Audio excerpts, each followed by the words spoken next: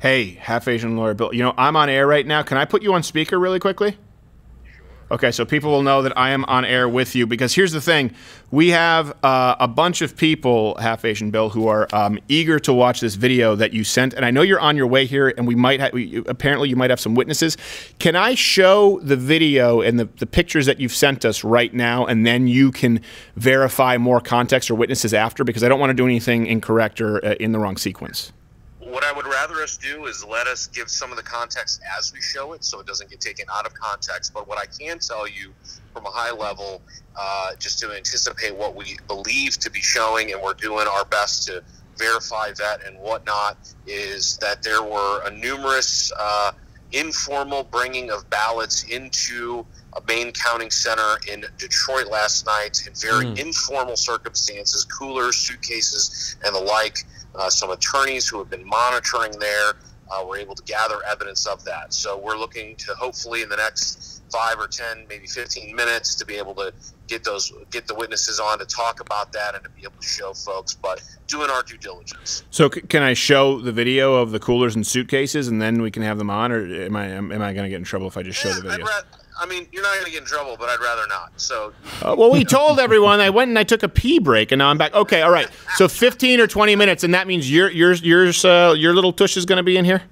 I'll be there. All right. Okay, we'll see you very soon. Yeah. Thank you very much, Bill. Drive safely. Keep your eyes on the road. I know you have bad peripheral vision. So, actually, I got to say, Half Asian Bill's an unbelievable driver. When he parallel parked and he threw the keys like a boss. That was pretty incredible. And he's an unbelievable shot. And this would actually relate directly to that. What happened? Give us some context. What's been going on? Absolutely. So I got a call from some fellow Texas lawyers who are actually in Michigan. Okay. And there was a group of them, men and women, but it was 3 women specifically who were involved, who connected with me. Yeah, exactly. Yeah? Just here in the last hour. You women? And they sent up. Yes, they are women. They do. They have eyebrows. They both raise. Yeah. Nice. And so they reached out to say that they had some very serious concerns about what was happening last night. Now I know, even though I was asleep and you guys were awake, messaging about what exactly is going on with the count in the various states, but there's really no clarity, no ability to really see what's happening. Right. And what these ladies were able to do, one of the ladies is actually going to be Skyping in. So if you see that, make sure to bring her on. But they took some photos and videos from Cobo Hall, I don't know if I'm pronouncing that right now, called TCF Center, the main convention center in downtown Detroit, where there's a lot of ballot counting, voting, and that type of thing happening. In most of these places, they have security. They have security to make sure that ballots aren't being brought in after a certain time they're checking. The front check here was only COVID and masks, and people were bringing in what should have been only 4 to 6 hour shifts, bringing in huge coolers, huge bags, suitcases, other types of things with no checks whatsoever, while coincidentally, at the very same time, we're seeing spikes in the voting count and all kinds of numbers going in one certain direction. Yeah. So I will emphasize, it's not like any of these ladies ran over there and pried open one of the igloos or looked in one of the coolers or looked in one of the suitcases, but rather the lack of institutional security surrounding one of the most controversial districts and counties and voting locations is apparently null. And these ladies have actually tried to raise those issues there with election officials since this morning and have not been able to get any answers. Wow. They are being completely ignored. And it raises a lot of questions about what is happening for the institutional security at these key voting spots. Well, so at absolute worst, it is complete and it's negligence, I guess, really. Well, it's severe. It's huge. It's certainly at the very least negligence. And what we're looking at here is an undermining of the trust that would have in that particular system. I mean, we've heard from folks on the left who are saying, oh, you know, how are we going to trust the system? How are we going to know what's happening? But even at the most basic security at main voting locations and vote counting, you're letting people come in and do things that really cast a question and a doubt about what's happening. Legally, is that even allowed? Isn't there supposed to be a process to make sure that there are checks in security issues, you know, the security safeguards? Absolutely. That's every single one of these locations is supposed to have kind of reasonable safeguards. And it depends on the location, the type of place. But if election workers are allowed, or people who are simply allowed into the space are not being checked, their IDs are not being checked, they're not vetted, the things that they have are not being vetted, then we're really raising a question in these particular jurisdictions patience, particularly when you see at somehow 4:30, 5:30, 6 a.m. in the morning, a huge number of votes for one side. Right.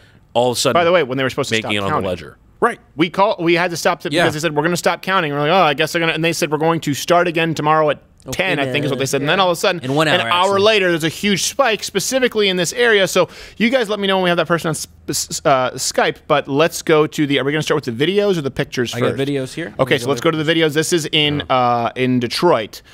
These are the ballots. But all these ballots for Santa Claus. Oh yeah, I know that spot.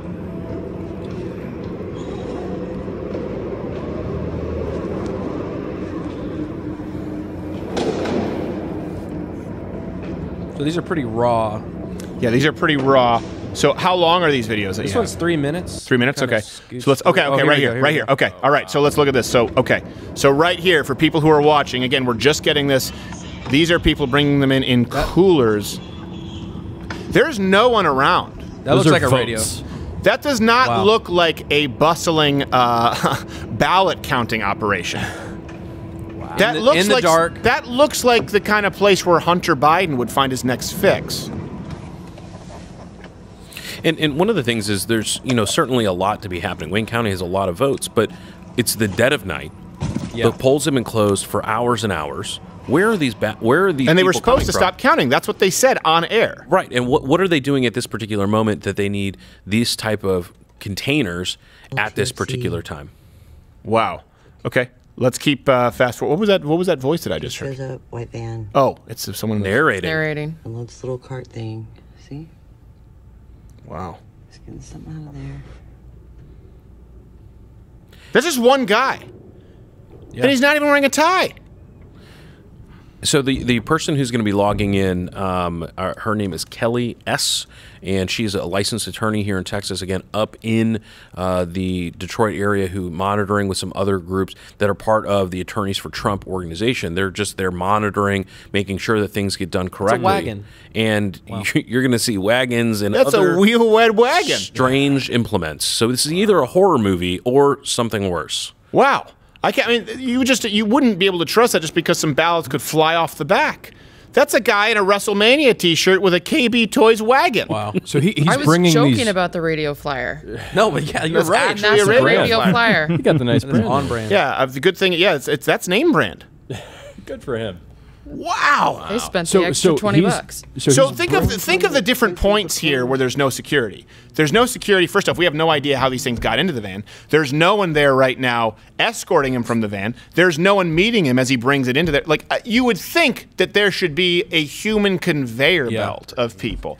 It should look like American Gangster when they're all cutting the cocaine naked, so that you're sure they don't have anything in their pockets. And this guy's just walking in. There isn't any kind of official there for hundreds of yards.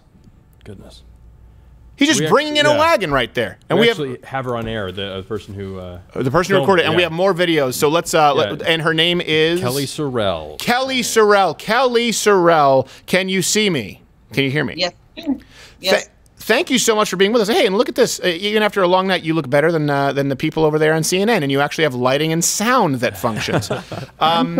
Kelly, I don't want to get this wrong here. My half-Asian lawyer Bill is here.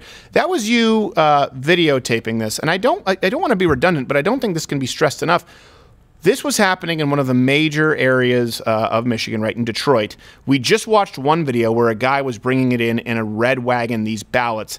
Explain to me what you saw and why you brought it to half-Asian Bill's attention and officials. Why is this so concerning? Well, I actually went up there.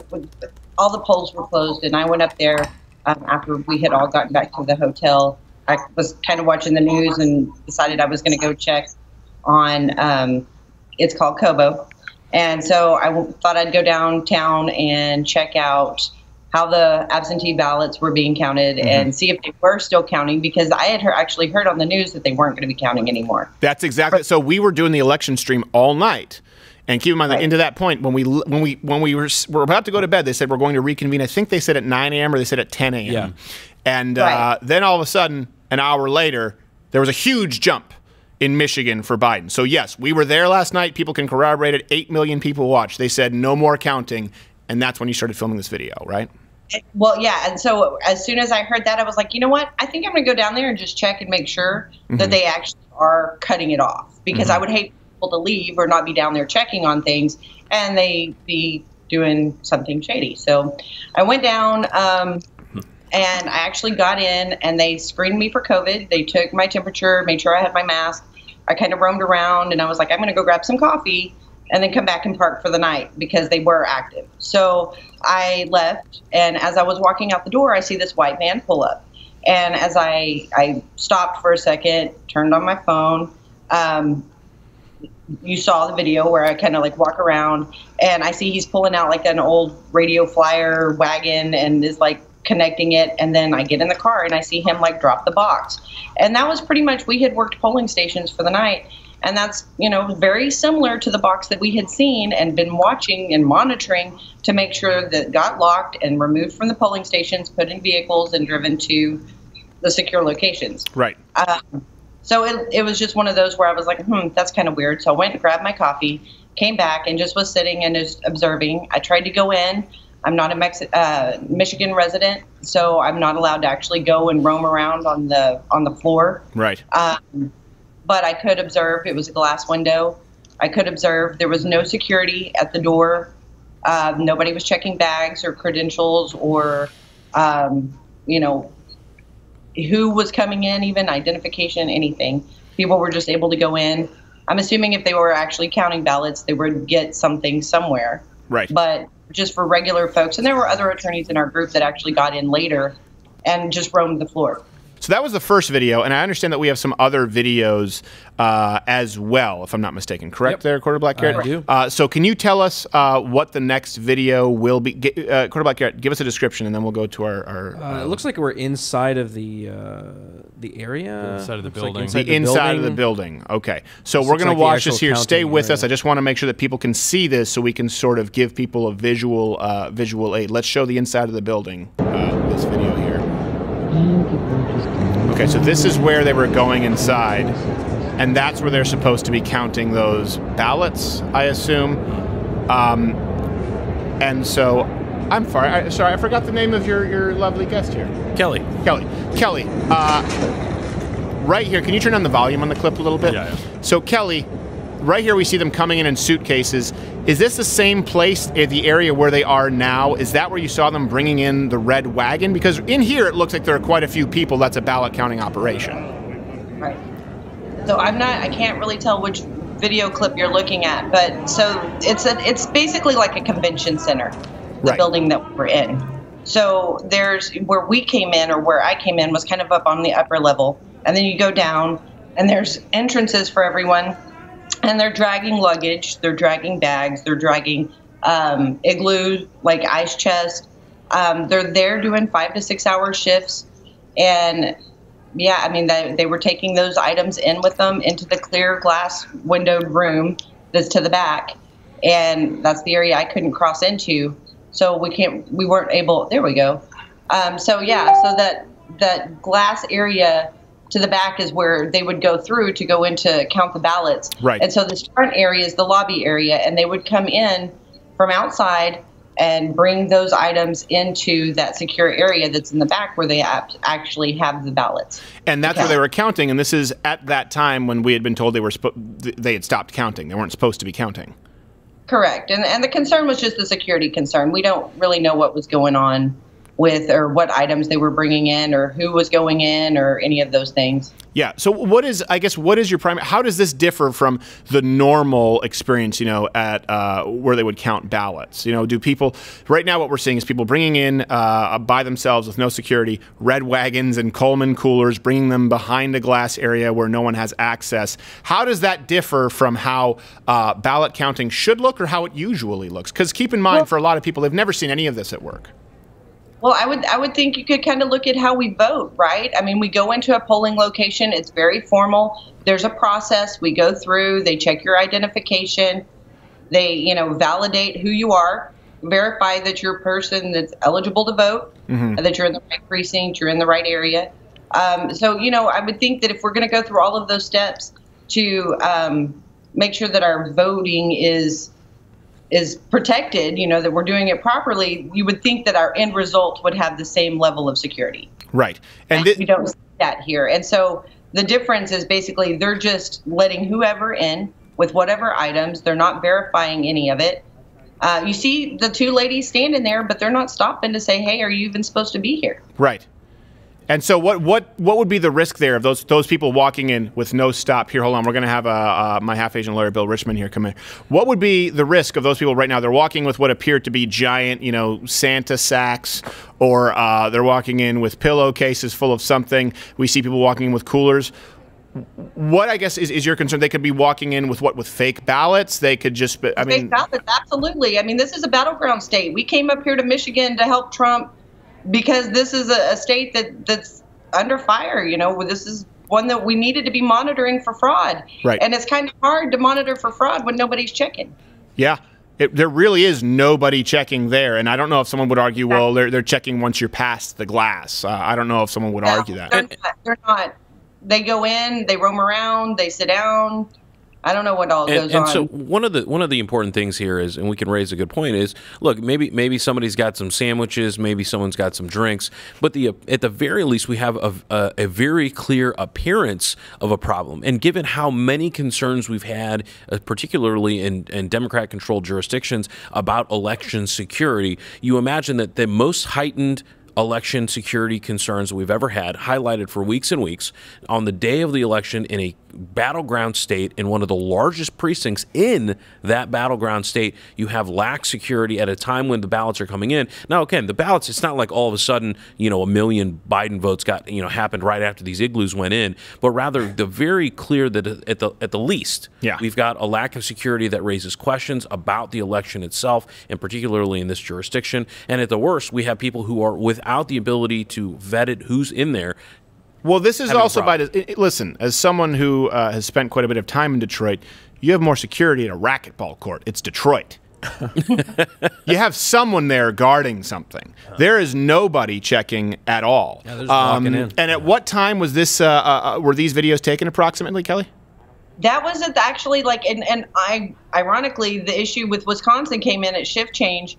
All of that, where you see most of that luggage coming in, is at their shift change at 4:30, 5 in the morning. Wow! Because you know what, we had to end the stream. Was it right about 4 o'clock? Right about 4 o'clock in the morning is when we ended. We wanted to stay here throughout the entire night, and then they said we are going to reconvene later today and count. And then I took a nap, an hour nap in a hammock. I'm not exaggerating, and I woke up. And Michigan had entirely changed. It happened right at that time. It happened right in front of my eyes, and all I could think was, "What the heck?" You know, all I saw was all this stuff going in. Now, what would you say to people who just say, "Well, that's also because all these votes are just Wayne County, and that's heavily liberal"? Would we expect that kind of a turnaround? I mean, there was a huge lead going into, or a big lead at that point by many. What was it? 6 points, Michigan, 8 points at that point before about 4:30 a.m. What would you say to people who would argue that? So this is actually just kind of an interesting thought, because we thought going into last night, turn down the clip. We were doing great in Michigan. We had been working Michigan. Right. All of us spent yesterday, all of the attorneys, we spent roaming around, checking precincts, looking at, we did Detroit, we did the suburbs, we did all the different areas to see how many people were, you know, at the polling locations. And I will tell you that suburbia, loaded. You could tell. People were packed in there. They were busy all day. You go into inner city Detroit, nobody was in there. So we were like, shoot, we got this. Like, yeah, heck yeah, we did good. Right. And then you come into this, and it's like, what the heck? All of these absentee ballots pop up, and we're just, okay. Well, but couldn't it just be that people voted early, and that's what they're finally bringing in? I mean, that's what people would argue, right? Well, these are just early ballots, and they're counting them now, and that's a liberal county. Well, okay, so another thing, too, is that when I left this morning, they were looking, or right after I left, they announced that they basically were around 16,000 uncounted absentee ballots. That's what they were working on. And then by 10 a.m., it jumped to about 30 to 35,000. There was like about a 10-minute gap between 30 and 35. Right. And then the next thing we know, we're up to 120-something thousand. Absentee ballots. And they were only expecting 16? They were only expecting 16,000? Yeah, the first thing this morning, that's what they were looking at. So I have a video that she might want to weigh in on. This is from Matt Finn at Fox News. And this, I believe, is the same place. It's this scene at Detroit's absentee ballot counting center. It's growing more heated, and the people are saying that there are allegations of violations, and they're covering up the windows so that people can't see what they're doing inside. Okay, so Kelly, you're able to see what we're showing you right now, correct? Okay, go. I actually lived it already this afternoon. Our attorneys, I've actually been here at the hotel. I've not slept yet. And so we were working on some of this stuff, but some of the other attorneys with the group, they were kicked out. They weren't allowed in. And so they've been down here at the hotel and not able to go anywhere. So okay, well, let's show this video here that's going on at Fox News. So if you can confirm it, do we have that video here? Let's show it. So this is what they were doing. Why would they put up? What? Is that commonplace? Can someone let me know? That's a video from the That's inside. from the inside. That's from inside. Again, this is not coming from Kelly. The other videos that we just showed, the wheel-wed wagons and the people going with no security, that was separate. Kelly, that's exclusive to us. This is what they're showing at Fox News. Is that common practice at any polling station to cover it up with Bristol boards? Wow. Well, I mean, if you're trying to show that you're transparent and that these are legitimate elections, you should have that open ability to look in and at least observe to make sure that people are following protocols and there's some kind of, process that's being, compliant. I thought that was the purpose to doing it. I've never been to a polling station where it wasn't all glass. I mean, I've seen more of the inside of a McDonald's than I've seen of that polling place once they put those boards up. And then you scalded your crotch with coffee. It was great. Well, so it's really funny because I started, as soon as I got back this morning, I tried to start kind of discussing with different people the concerns I had and the things I had witnessed overnight. Mm-hmm. And so it got around in just this little group, in this little area. So I'm pretty sure it was probably discussed over there, and that's probably their response was somebody's in there recording, and so let's, lock them out. Yeah, and keep in mind, we have a lot of people watching right now. So let me ask you this. What do you think, and I know you have to be careful legally, what do you think happened? What do you think was going on? If you have to guess what happened at that was the Devil's Hour 3:33, is that where something happens all the time? I don't know, I saw it in a horror movie, but 4:30. Yeah. What do you think happened? We saw people bringing in wagons and coolers unchecked and then putting up boards to cover up the glass. Do we just think they're saying, hey, we want to keep this secure, we don't want anyone to get shot through the glass? Is it just there were so many votes they were overburdened? So what do you think happened there in Detroit? Well, I generally don't think you try to hide something if you're being transparent and honest. Right. I mean, that's generally, that's kind of how we see things, right? Yeah. If you're upfront and giving, doing the right thing, then you're happy to have people observe and see that you're doing what you're supposed to do by the people in your community, right? Right. So, I mean, the only thing that would lead me to believe is that they are doing something. That is inherently dishonest, and it would seem to coincide with something that was almost nonsensical as far as the number jump. What kind of a challenge, I guess, can there be to this practice? As you're a lawyer and my half-Asian lawyer, Bill Richmond, is here. What do we do? How do we fight this?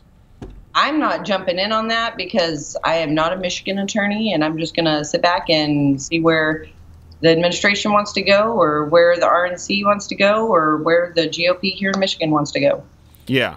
And what I would say is there's obviously there's probably a million different ways. We saw from the Supreme Court rulings leading up to the election, there's a lot of different ways you can invalidate or otherwise allow voting to happen and create spoiled votes or invalid votes. Kelly's right. There's going to be a lot of decisions to be made by the party directly affected, so the RNC or the GOP in Michigan and nationally.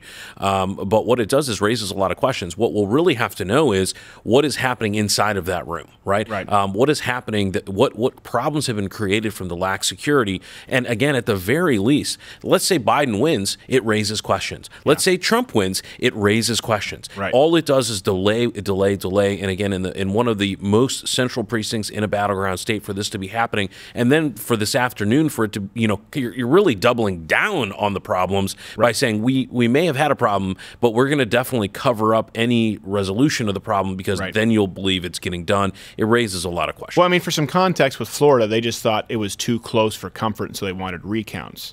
It's not the same thing as, well, and there were the butterfly ballots, I think. Was that what they were, the butterfly ballots, is that what they called them, the term? In this case, there are a lot of boxes being checked. there is a confusing process, and then there is no security, and then for some reason they are proactively deciding to cover up the remainder of that process. And all of this happened. All of the video that you just saw happened around the time when we went to bed and we were told that they were not going to be doing any more accounting. That looked, when you look in that room, that looked like Elves Before Christmas. There's a lot of people up in there.